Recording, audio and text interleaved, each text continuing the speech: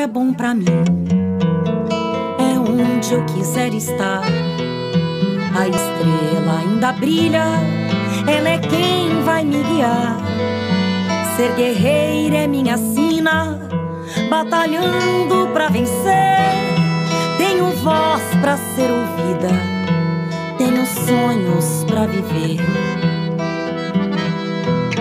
Não vão mais conseguir me anular, me calar. Ninguém vai me impedir de cantar e lutar. Seja em casa, no campo, na rua ou na praça. Chega de mordaça, agora eu vou falar. Porque eu sou mulher pra fazer acontecer. Eu sou uma delas, são elas por elas, ocupando os espaços de poder. Mulher, sinônimo de resistência. Ao longo de toda a nossa história, a nossa trajetória sempre foi uma trajetória de lutas. Mulher, sinônimo de revolução. Cada passo dado representa a força e a resistência de todas nós, das que vieram antes e por aquelas que virão. Ser mulher é ser e ponto. E o nosso lugar é em todo lugar. Pelo nosso direito de existir, pela liberdade, pelo respeito e pela igualdade, continuaremos sempre juntas e na luta, até que todas as mulheres possam ser e fazer tudo aquilo que seus sonhos alcançarem. Essa é a homenagem do Partido dos Trabalhadores a todas as mulheres do Brasil e do mundo, militantes, mães, trabalhadoras. Viva as mulheres!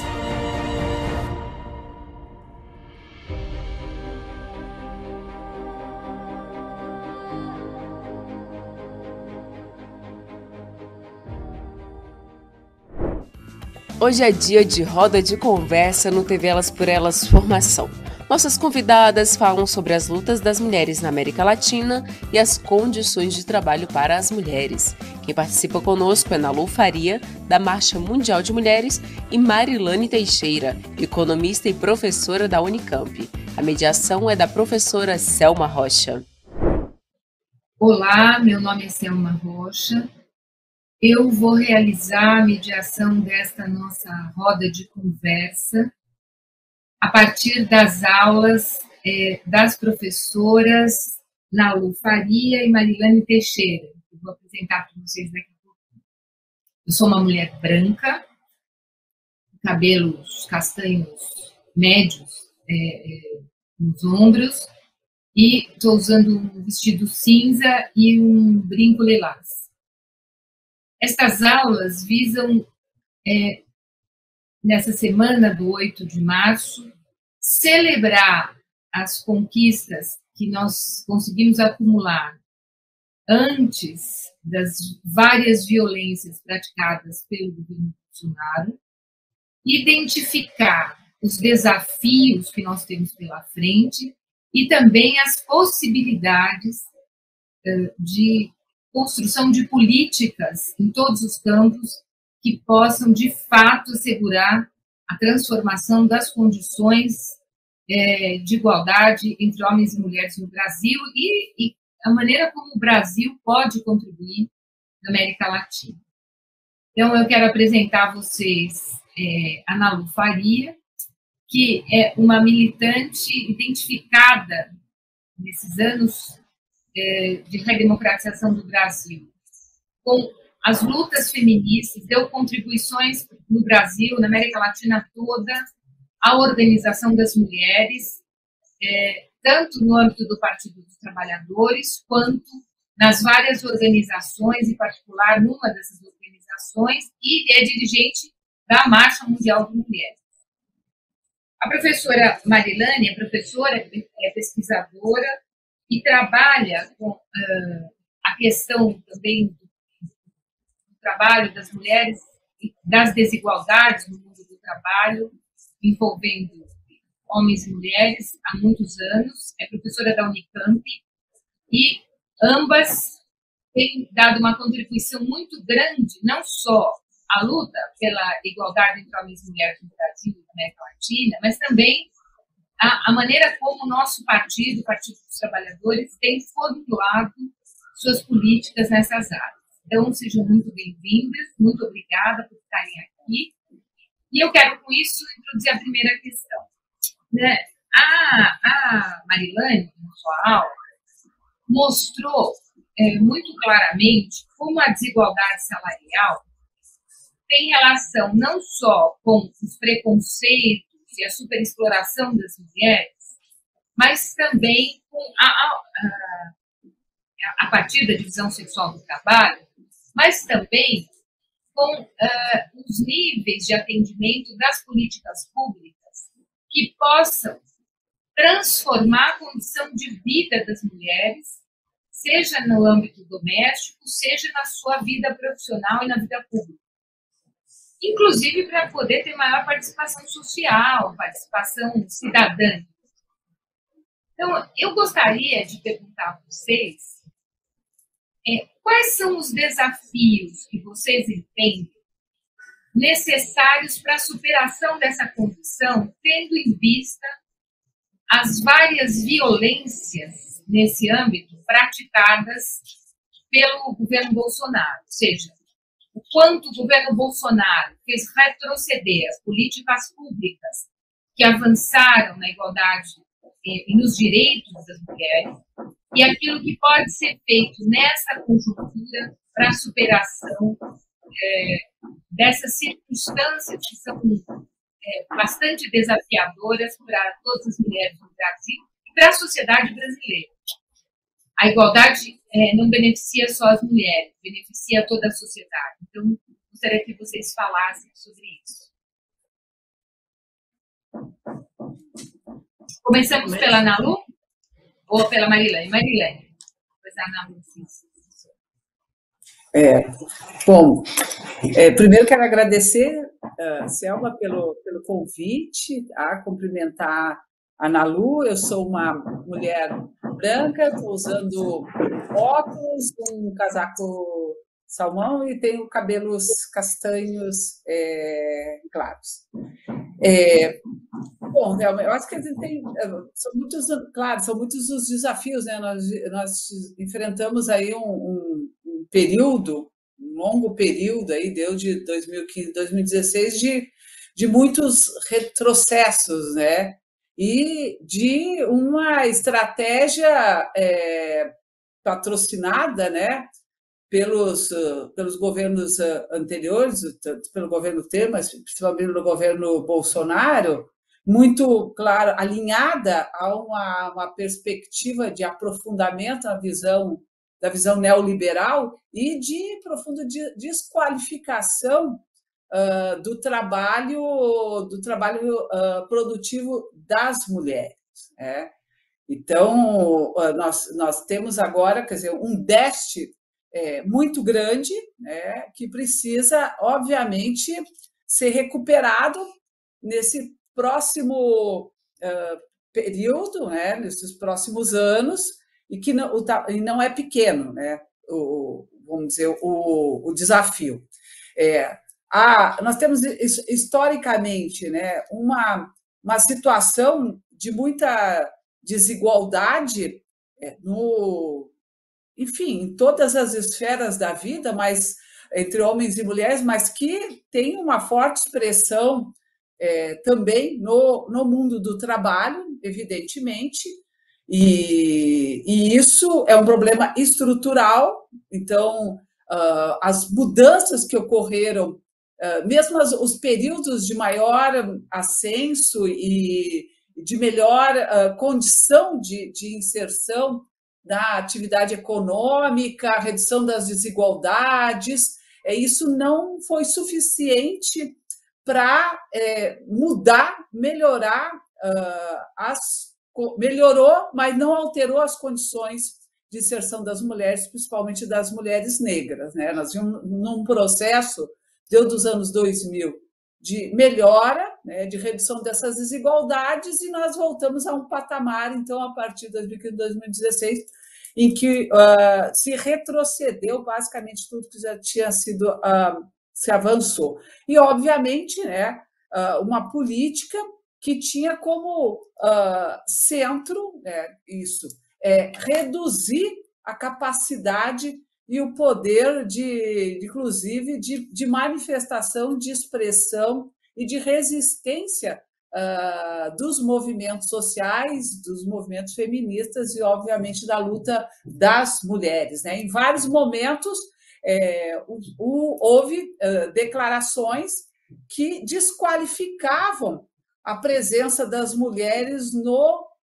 na atividade econômica remunerada e, ao mesmo tempo, uma estratégia de cada vez mais reduzir a capacidade do Estado de poder fornecer, assegurar políticas públicas que pudessem dar condições para que essas mulheres, principalmente as mulheres pobres, as mulheres negras, ascendessem ao mercado de trabalho. Então, o que ocorreu nos últimos 6 anos foi que multiplicou-se as formas de trabalho extremamente precárias, trabalho por conta própria, trabalho vulnerável, e cada vez mais, quer dizer, uma pressão também sobre as mulheres de além do trabalho de cuidados, do trabalho de reprodução, também por serem as principais provedoras, chefes de família, responsáveis pelo domicílio,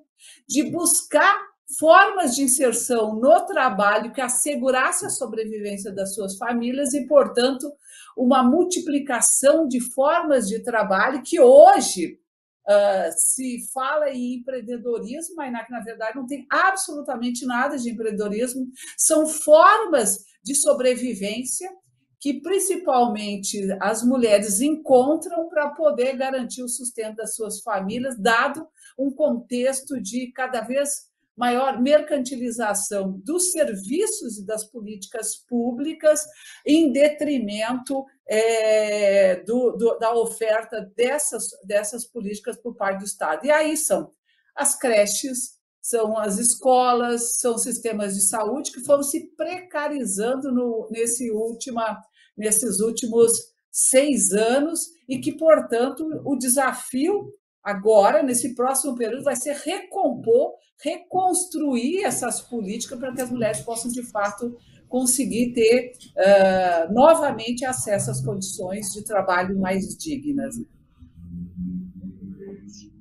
Obrigada, Mariane. Eu quero passar para a Ana Lu e pedir para a Ana Lu o seguinte: Ana Lu, nós podemos pensar essa luta na América Latina e no nosso país a partir de quais perspectivas, nesse momento de retomada de um governo de esquerda progressista no Brasil? Bom dia. Também quero agradecer muito a Selma o convite. Eu sou Ana Lu Faria, da Marcha Mundial das Mulheres do PT, como a Selma já me apresentou. Eu sou uma mulher branca, de 64 anos de idade, estou usando óculos, cabelos grisalhos, e estou com uma blusa vermelha da Marcha, mas também vermelha do PT.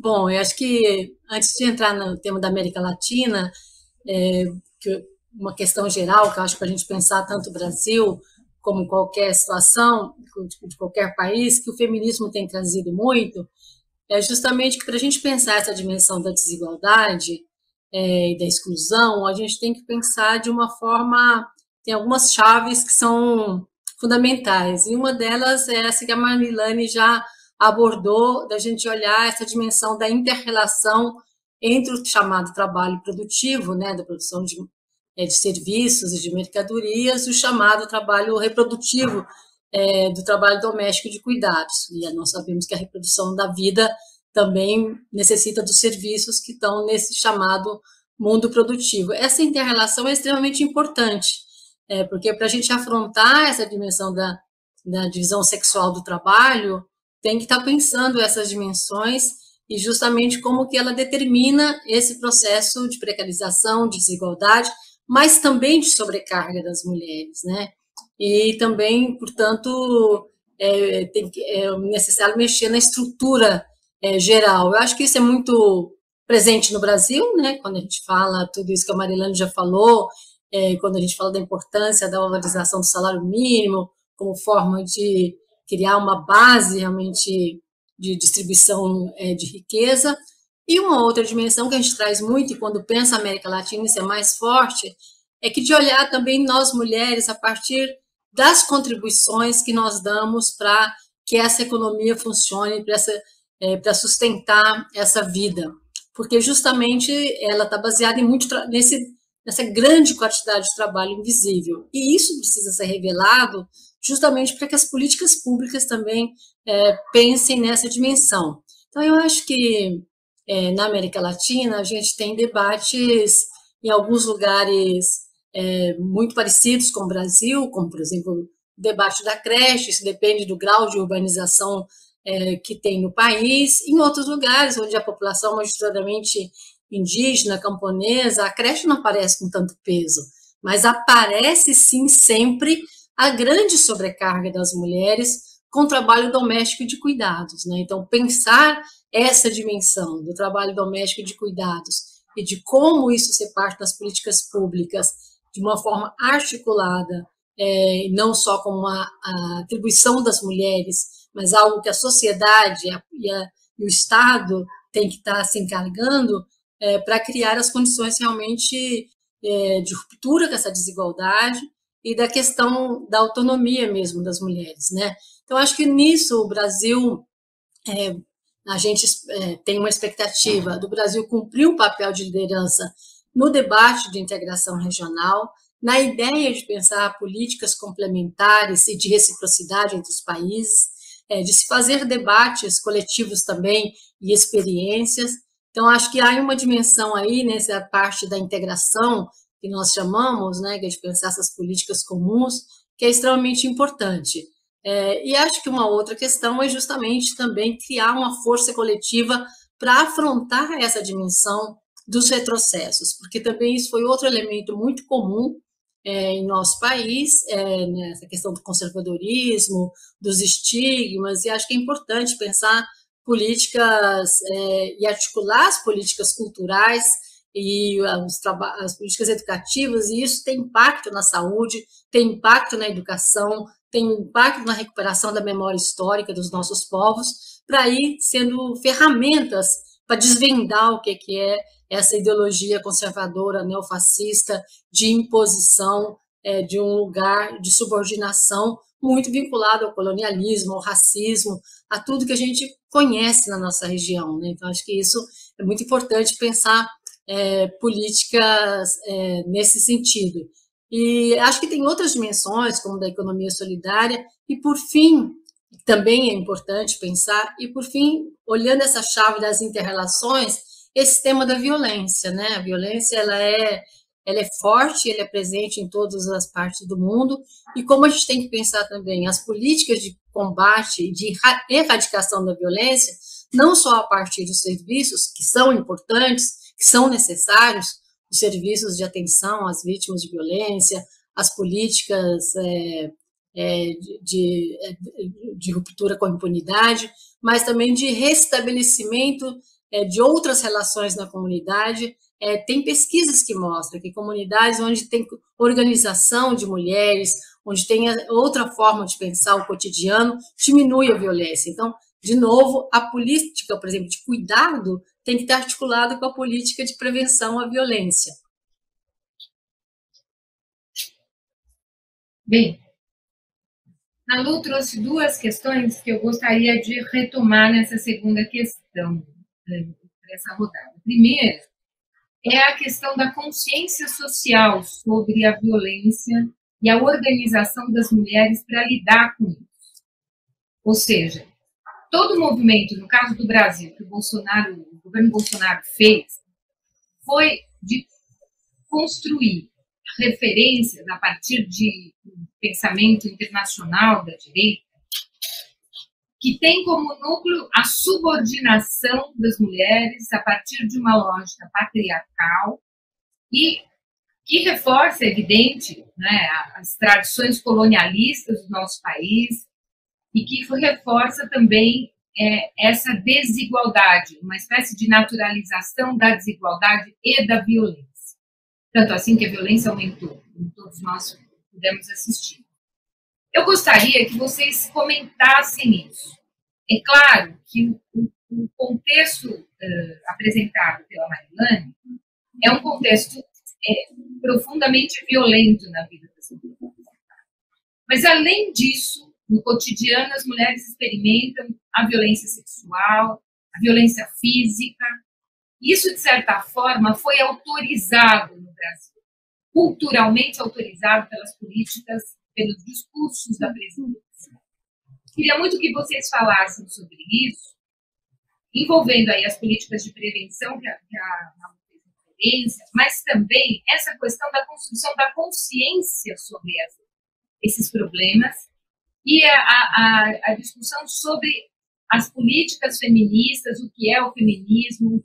Vocês falassem um pouco disso, para que todas as mulheres que estão nos assistindo pudessem pensar na importância da sua organização, da sua participação, da sua manifestação. Acho que as jovens têm muito a nos ensinar sobre isso. E acho que vale a pena recuperar isso e as lutas sociais que marcaram a história do feminismo no Brasil. Em 5 minutos, então, eu queria que a gente falasse de violência, consciência e auto-organização das mulheres. Agora, eu acho que a gente pode inverter. Começa a dar na Lu e depois eu passo a Maria. Então, realmente são questões extremamente profundas e que é importante a gente aprofundar a reflexão, né? Sempre essa dimensão da consciência tem sido um tema principal nos nossos movimentos nesse momento, né? Em muitos lugares a gente fala na questão da batalha de ideias, né? E eu acho que a gente tem que realmente pensar várias questões, né? Como a Thelma disse, foi autorizado, né? E, na verdade, historicamente, o patriarcado significa isso.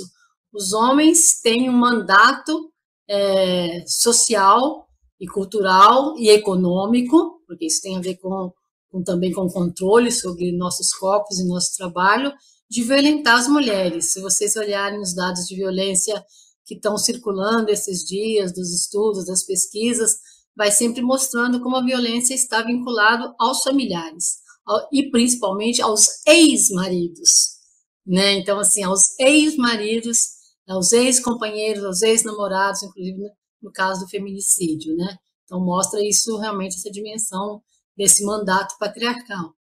E eu acho que uma das dimensões importantes é justamente essa questão da proatividade, que eu acho que tem que partir desde as políticas públicas, de um trabalho, como eu falei, da recuperação da memória histórica, da resistência, dos esforços, e de visibilização do que são as ações de resistência à violência e de construção de alternativas das mulheres, né? Essa história é muito importante, está sempre sendo colocada. E, ao mesmo tempo, de comprometimento do conjunto das organizações e dos movimentos, né? Nós sempre falamos que a violência contra as mulheres tem que se tornar algo inaceitável. O racismo tem que ser algo considerado inaceitável, que ninguém aceita, que a gente tenha reações, né, críticas de repulsa a essas questões, né? Agora, isso também, na nossa experiência, é importante esse trabalho mais amplo, social, cultural, mas também ao enraizamento na organização, nos locais, nos territórios, né, no envolvimento, né? Acho que isso é extremamente importante para a gente poder pensar. E aí, a gente não pensar o tema da violência só numa chave da punição. Eu não estou dizendo aqui que nós não estamos defendendo punição para quem comete violência, mas a questão é que também numa sociedade como a brasileira, e no mundo, né, nos Estados Unidos também foi assim, em outros países que centram muito na punição, na verdade, há uma seleção em quem é punido em relação à violência contra as mulheres. Quais são os homens que são punidos? quais são os que continuam impunes? Então, é um debate bastante sistêmico e que articula essas dimensões de classe, de raça e a dimensão patriarcal. Então, nós também, para pensar as políticas de combate à violência, tem que pensar nessa dimensão dessa imbricação para poder afrontar globalmente esses temas. E, de fato, né, e a gente olhar também para as diferentes experiências de resistência. A Selma citou aqui as experiências das jovens. Se a gente olha as mulheres nas comunidades negras, como elas lidam com o tema da violência, a gente também vai ter o que aprender para poder pensar as nossas respostas, para pensar como é que a gente tem que articular essas questões no movimento, né? Agora, o que eu acho que é justamente isso, é não perder essa dimensão da integralidade, das conexões, né? Porque esse controle, a gente sempre fala, lutar contra a violência é lutar contra o patriarcado. Então, não é necessariamente só fazendo leis contra a violência, fazendo formas de punição, mas é como é que a gente vai desmantelando o patriarcado e reforçando a autonomia de nós mulheres e reforçando essa constituição de nós mulheres como sujeitas políticas e sujeitas de nossa própria vida. E nós sabemos que a autonomia, a gente tem falado muito disso, ela é um processo coletivo, ela se constitui a partir de práticas coletivas e a partir daquilo que move, né, o que altera as estruturas da sociedade são as nossas práticas coletivas. E daí é super importante justamente essa dimensão do movimento, essa dimensão da nossa organização, e não só enquanto movimento de mulheres, mas no conjunto dos movimentos, dos partidos, nessa articulação, e articulando também as demandas nessa perspectiva da integralidade, desse desmantelamento desse modelo como um todo. Obrigada, Nalu. Então, agora vamos ouvir a Mariana. Obrigada, Selma. Não, eu acho que a Nalu, ela abordou o fundamental, né? Eu acho que a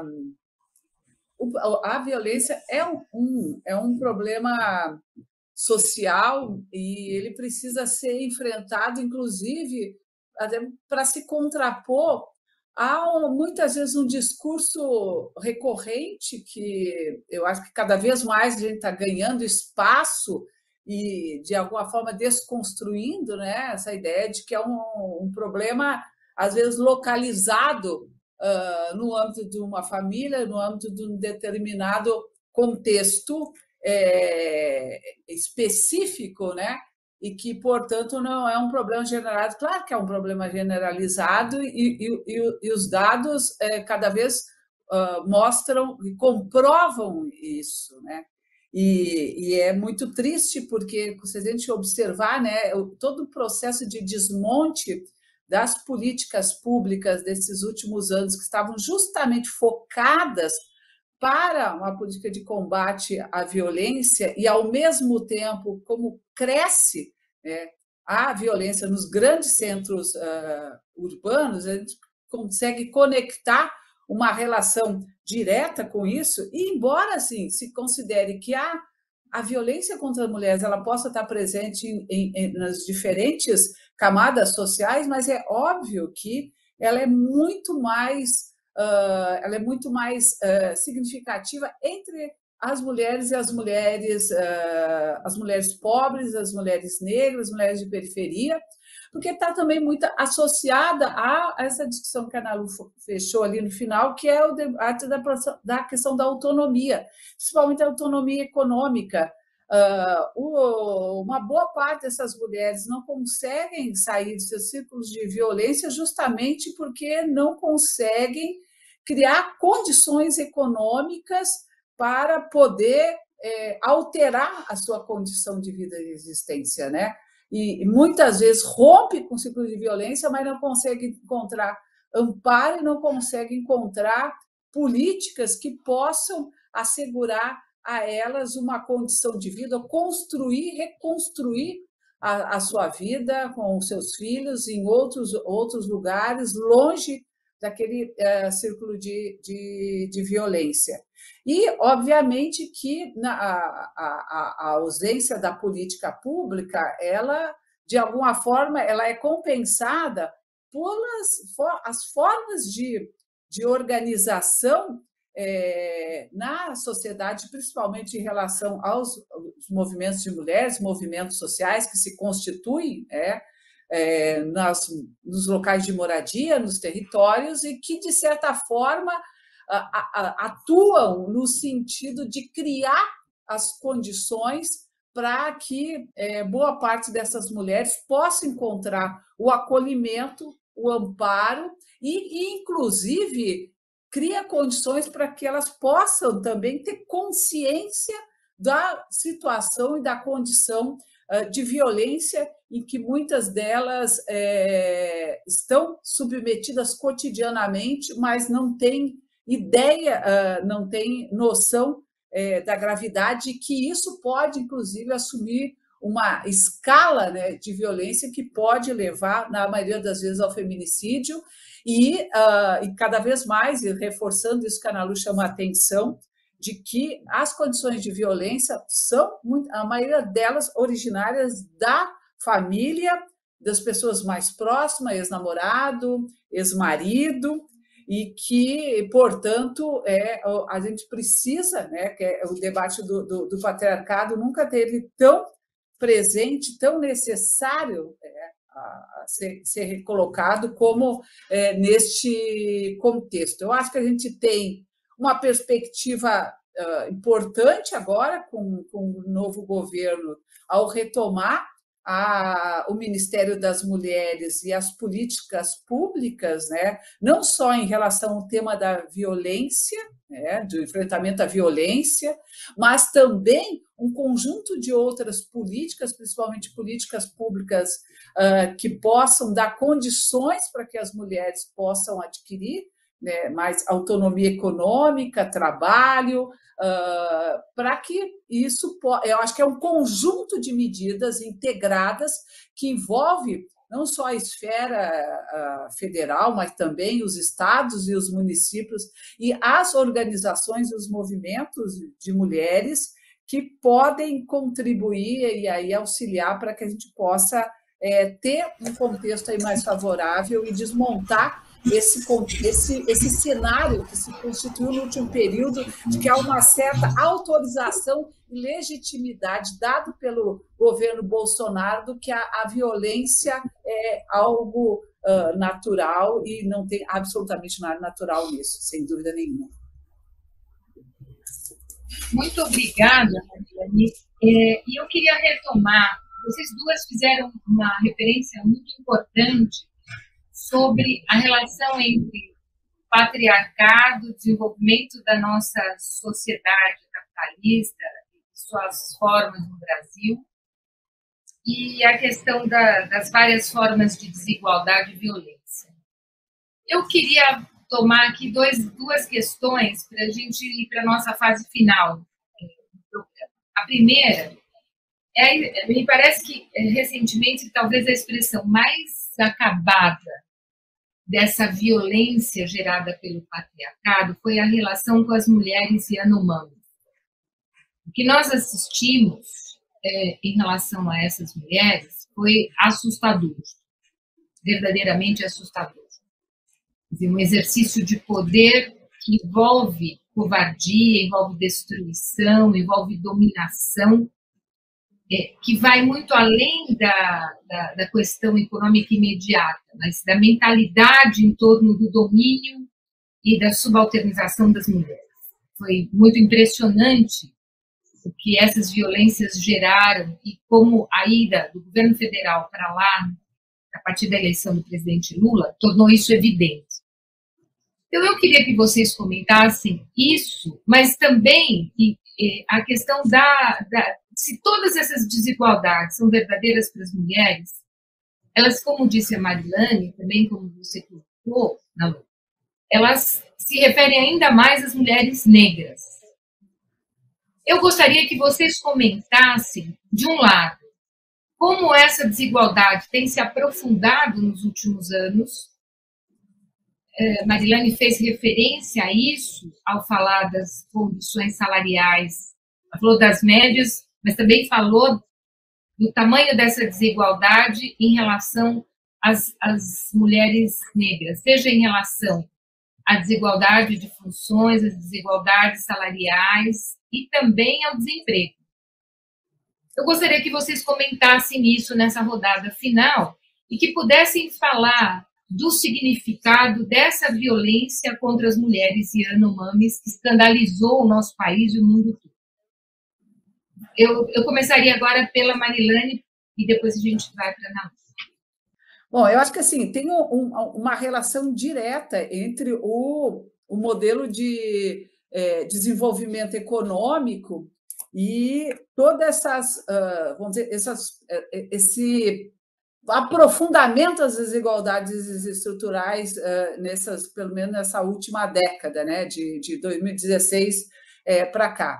Evidentemente, é um modelo, né, que, além de aprofundar, né, a questão do patriarcado, vamos dizer, aprofundar as relações de opressão, discriminação, exploração da população mais pobre, das mulheres, da população indígena, dos quilombolas, um modelo que aprofunda uma certa, vamos dizer, condição do Brasil como um país com características agroexportadoras. Então, por exemplo, a ocupação cada vez maior dos nossos territórios pelo agronegócio, pelas grandes multinacionais, é quase que uma volta ao início do século XX, e isso obviamente tem um impacto muito grande, porque isso tem uma expressão forte que é a violência que se estabelece principalmente em relação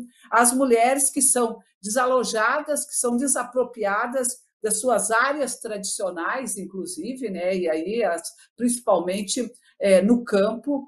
E isso, quando você traz para a dimensão urbana, isso também tem uma expressão, manifestação muito grande, porque esse modelo predominante, esse modelo agroexportador, que é um modelo que prioriza, né, os grandes negócios, e cada vez mais nós estamos perdendo expressão e peso em determinados setores importantes da indústria ou setores que desenvolvem mais tecnologicamente, cada vez mais um mundo do trabalho em que não é capaz de gerar empregos para todo mundo, e isso é uma característica do próprio capitalismo, e, obviamente, o modelo, né, do capitalismo brasileiro de desenvolvimento aprofundou isso nessa última década, e um crescimento cada vez maior de uma parte da população que precisa trabalhar.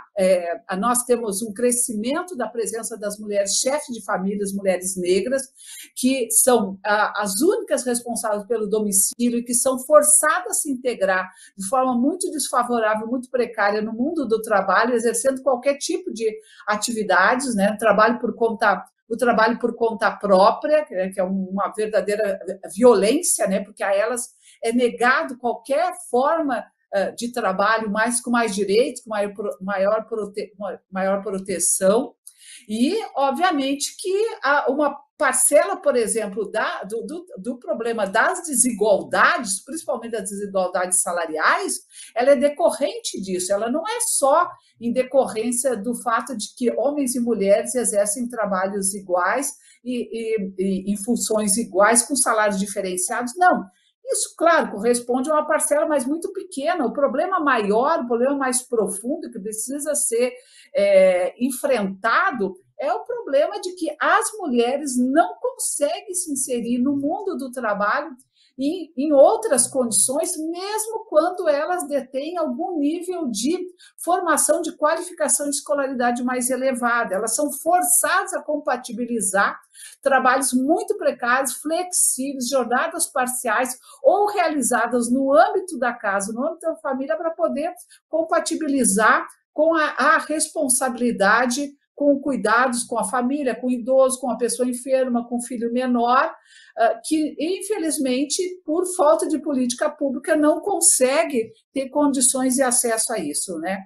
Então, parece que assim, nós temos uma tarefa grande para pensar não só a questão do novo modelo de desenvolvimento econômico, mas um modelo de desenvolvimento econômico inclusivo, que seja capaz de gerar, inclusive, trabalhos, empregos úteis socialmente e que possa liberar uma parte dessas mulheres dessas tarefas, sobrecarga de trabalho, que possa dar condições de inserir em condições, inclusive, mais favoráveis para o mundo do trabalho. Vamos dizer, essa conquista de maior autonomia econômica, ela vai, inclusive, contribuir positivamente para que as mulheres possam enfrentar o tema da violência, as condições que estão submetidas do ponto de vista da violência, em condições muito mais favoráveis do que vem sido enfrentada nessa última década. Muito obrigada, Marilane. Agora, vamos passar para a Naomi. Então, acho que eu vou começar por essa dimensão do racismo.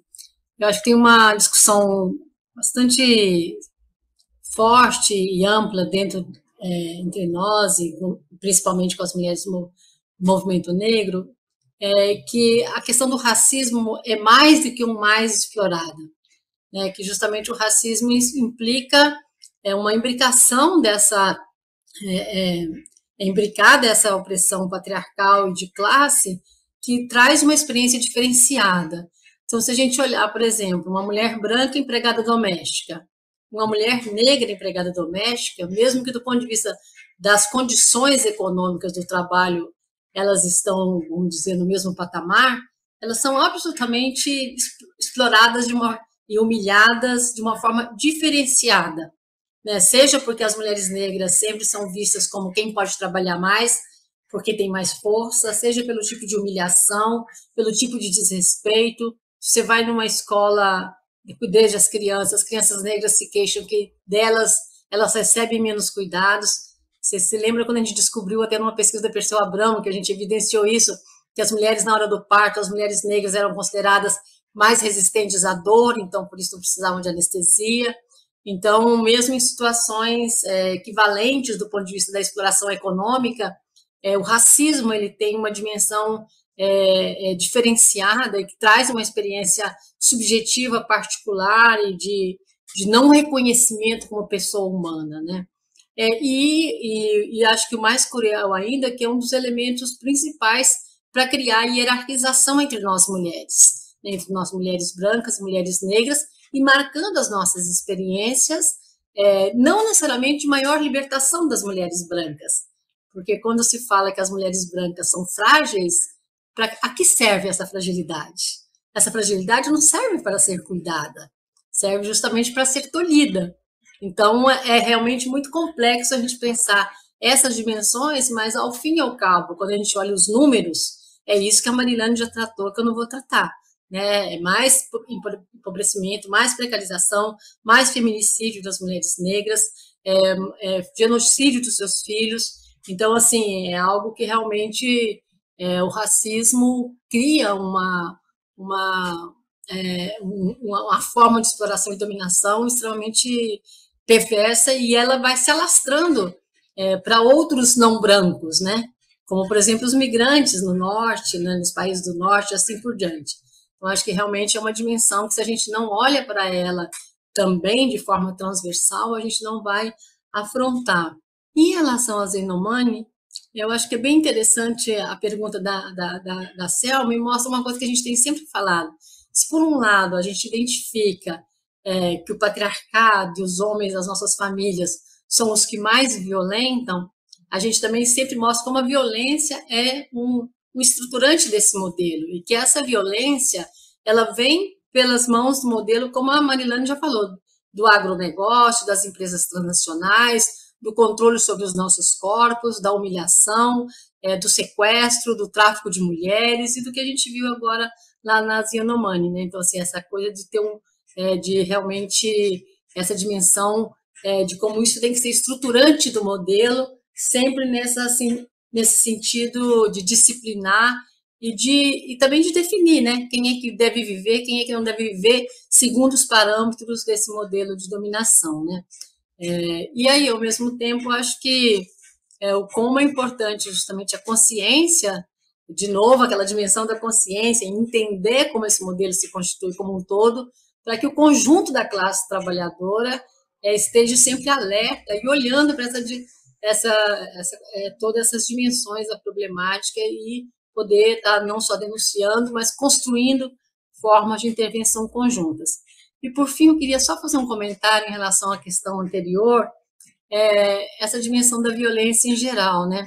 Que realmente, nos números, ela parece mais vinculada às mulheres da classe trabalhadora, e com certeza ela acontece mais na classe trabalhadora, pelos vários motivos que nós já enumeramos, mas a gente não pode deixar de pensar assim, que o patriarcado ele é algo que está sempre à espreita na vida das mulheres, está sempre tensionando a vida das mulheres.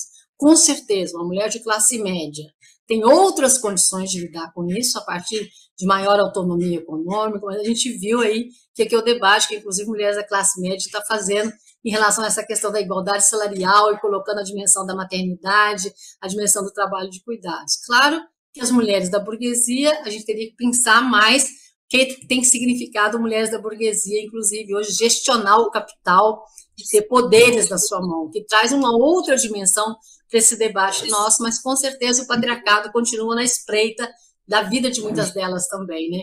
Acho que a gente tem que pensar um pouco isso também, porque é uma forma de uma constituição de uma subjetividade que vincula a dimensão da família, do afeto, e isso numa sociedade que está vinculada à dimensão do individualismo, da meritocracia, que a família é a única coisa que te sobra de refúgio.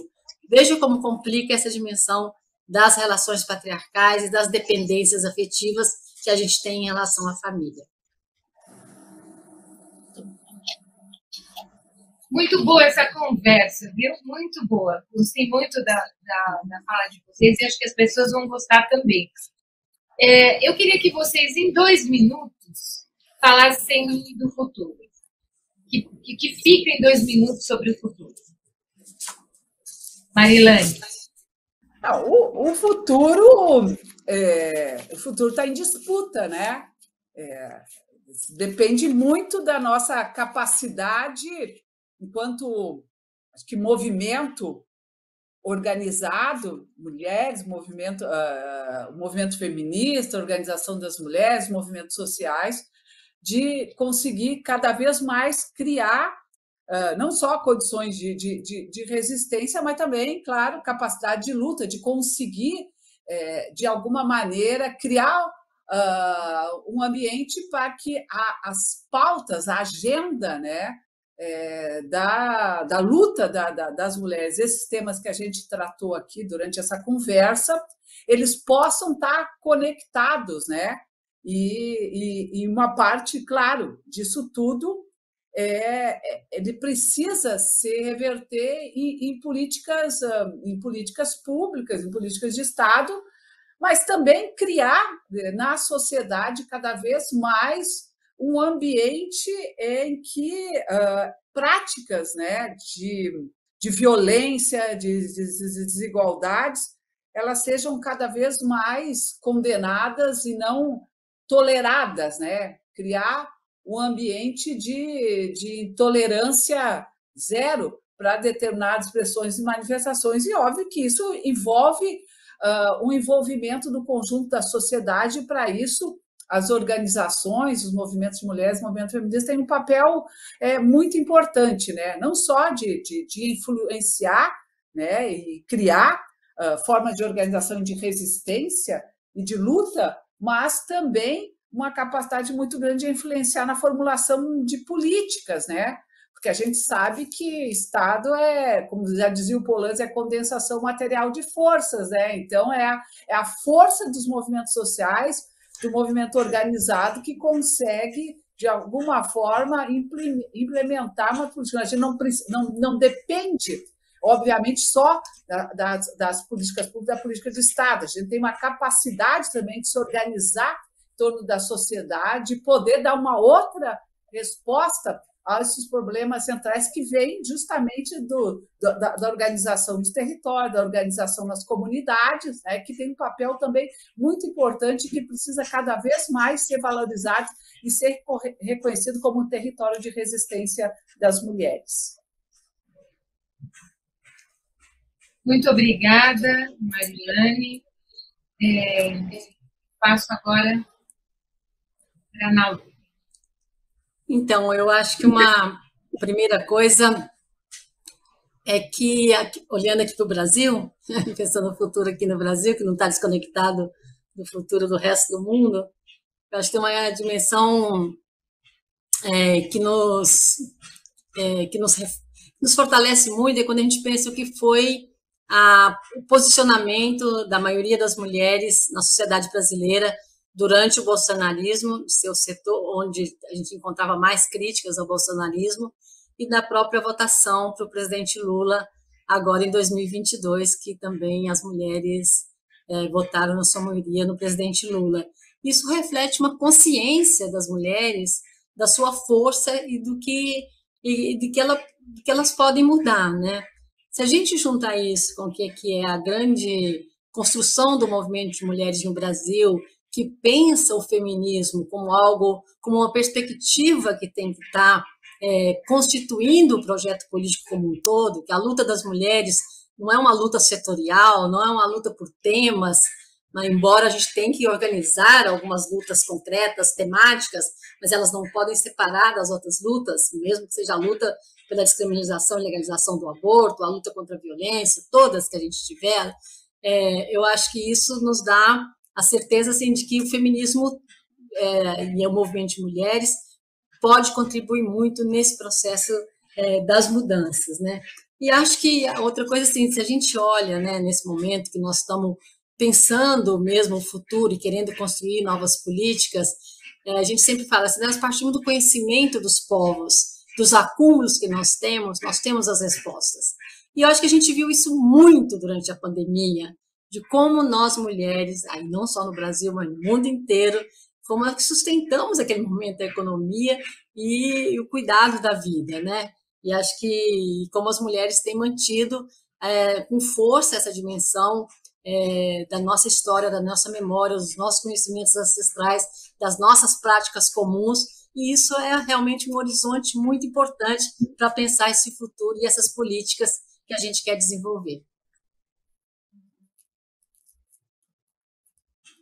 Eu quero agradecer muitíssimo as contribuições da Nalu, da Marilane, e quero convidar todas as pessoas que estão nos assistindo nessa roda a não só assistir detidamente às aulas da Marilane e da Nalu, como fazer aquilo que nós temos sugerido sempre.